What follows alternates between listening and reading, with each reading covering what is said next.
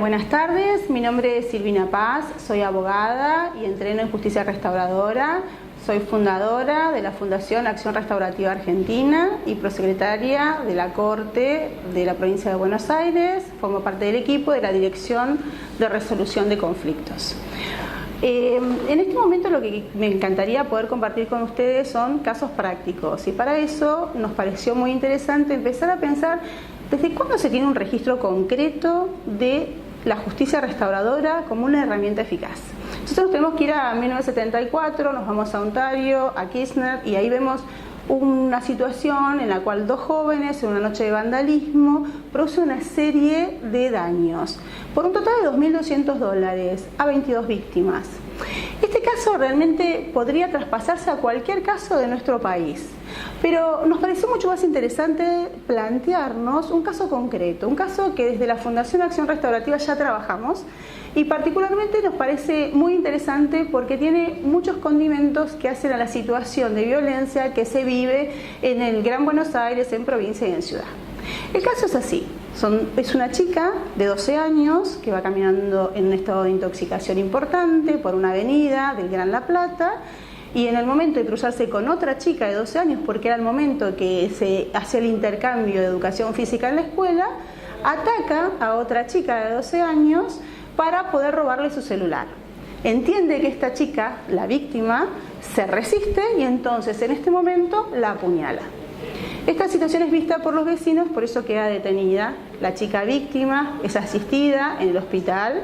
Durante 40 días tuvo en riesgo su vida, luego se recupera y vuelve a su casa para poder seguir con su cotidianidad.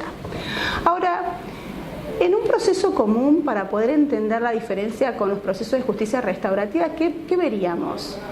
La víctima generalmente sería corrida del proceso y hasta tal vez la víctima en algún punto podría llegar a ser indemnizada, pero hasta esta indemnización sería absolutamente impersonal porque se haría por intermedio de un depósito bancario, es decir, víctima y ofensor no tendrían ninguna posibilidad de encuentro. Ahora, sin embargo, en estos programas que nosotros planteamos, en este caso en particular, tenemos un primer acceso a un expediente. Fíjense que estamos hablando de jóvenes que no tienen responsabilidad penal por su edad, un hecho gravísimo, un hecho que conmociona a esa comunidad, y además hay un condimento que no es menor, que ambas jóvenes son vecinas, y en la noche del hecho, la familia de la víctima junto con los vecinos tuvieron un intento de incendio en la casa de la ofensora. Entonces, ¿cómo llega el expediente? El fiscal decide remitirnos este expediente a la Fundación porque entiende que vamos a dar una respuesta diferente, una respuesta más efectiva, que el sistema no puede abordar.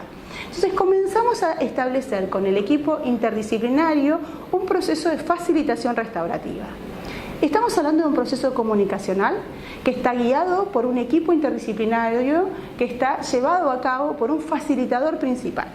Es un proceso en el cual vamos a poner en palabras el hecho violento y vamos a establecer como primera cuestión un análisis de la situación y hacia dónde vamos a ir.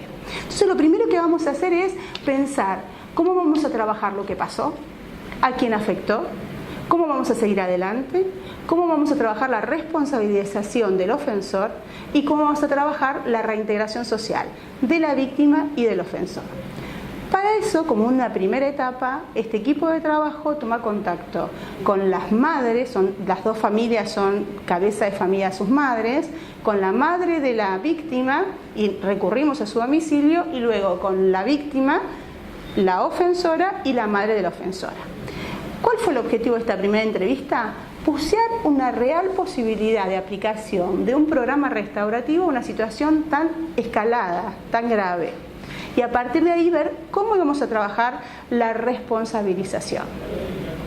Nosotros, desde esta fundación, entendemos que la justicia restaurativa es claramente una respuesta evolucionada al crimen, al delito grave, al conflicto grave, donde todas las partes van a analizar cuáles son las dimensiones y las consecuencias de la acción dañosa y cómo van a trabajar estas consecuencias y las implicancias para las partes intervinientes y para la comunidad en el futuro, para adelante. Ahora, ¿cuáles son las herramientas que vamos a trabajar en este proceso? Vamos a trabajarlo por intermedio de entrevistas estructuradas y dirigidas a 3 ítems que hacen a que un programa sea realmente restaurativo. Hablamos de la responsabilización, de la reintegración y de la restauración de las relaciones sociales. También vamos a hacer uso, y en este caso lo hemos hecho, del acercamiento, del encuentro víctima-ofensor. Y fíjense que yo no hablo de un proceso de mediación puntualmente, porque se aplican técnicas diferentes en los programas de encuentros víctimas-ofensores. Y también vamos a hacer uso de una tercera herramienta, que son los círculos restaurativos. Y en este caso van a ser círculos comunitarios y círculos escolares, para buscar una respuesta integral a la problemática de que se trata. Ahora, ¿cuáles son los casos, las materias, las tipologías sobre las que vamos a trabajar? Vamos a trabajar hurtos, robos, amenazas, lesiones gravísimas, y en algunas situaciones, algunas tipologías, algunas situaciones que no están dentro de la tipología del Código Penal, pero al ser comunitarias las vamos a trabajar en justicia restauradora sin necesidad de tener que encorsetarla en una clasificación legal. ¿Qué es lo importante de estos programas? Que los jóvenes pueden entender las consecuencias de sus actos, pueden decir qué sucedió, pueden decir lo que sienten a partir del hecho grave, y a partir de ahí empezamos a trabajar para poder quitar los etiquetamientos que significan no solamente a la ofensora, en este caso una niña de 12 años, sino también a la víctima, que quedó en un alto estado de vulnerabilidad y necesita sentirse fortalecida para poder generar herramientas de resiliencia y tener empoderamiento. ¿Qué es lo que trabajamos claramente? Trabajamos con la víctima a partir de su vulnerabilidad, y la estrategia puntual ha sido el reconocimiento, a partir de la comunicación, el reconocimiento de su rol de víctima, el reconocimiento de su estado de shock, y saber cuál es el momento del trauma en el que nosotros podemos trabajar. En qué momento, luego del dolor, del engaño, del asombro, de la depresión, en qué momento nosotros realmente podemos trabajar con elementos restauradores. Y vamos a trabajar elementos que son esenciales, como es la verdad de lo que realmente sucedió, la justicia haciendo eje que fue un hecho gravísimo que nunca debió ser sucedido, que nunca debió de haberse realizado, para luego dar paso a un proceso de certeza.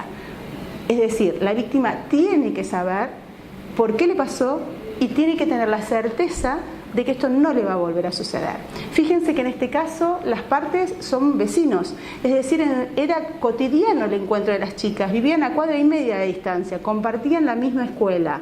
Es decir, nosotros trabajamos firmemente con estas familias, en el encuentro de las familias, para que no solamente víctima y ofensora se sientan seguras, la víctima que no le va a volver a pasar y la ofensora que no la van a agredir por ese hecho tan grave, y también las familias. En el encuentro de víctima-ofensor, no solamente la ofensora pudo reconocer el hecho como un hecho gravísimo, sino además pidió disculpas y aportó sobre la mesa, con su gestualidad de 12 años, la importancia de haber comenzado su primer tratamiento en adicciones.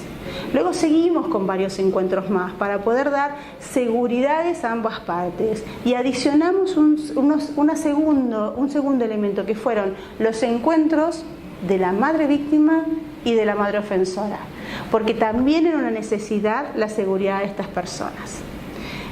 Lamentablemente la justicia criminal no le da la posibilidad a la víctima y al ofensor de encontrarse, de reconciliarse, de expresar y poder pedir disculpas y que estas disculpas sean aceptadas. La justicia restaurativa realmente le da a las personas la posibilidad de ser humano, de sentirse humano y reconocerse como tal, y de esta manera poder hacer ejercicio efectivo al derecho de la paz. Gracias.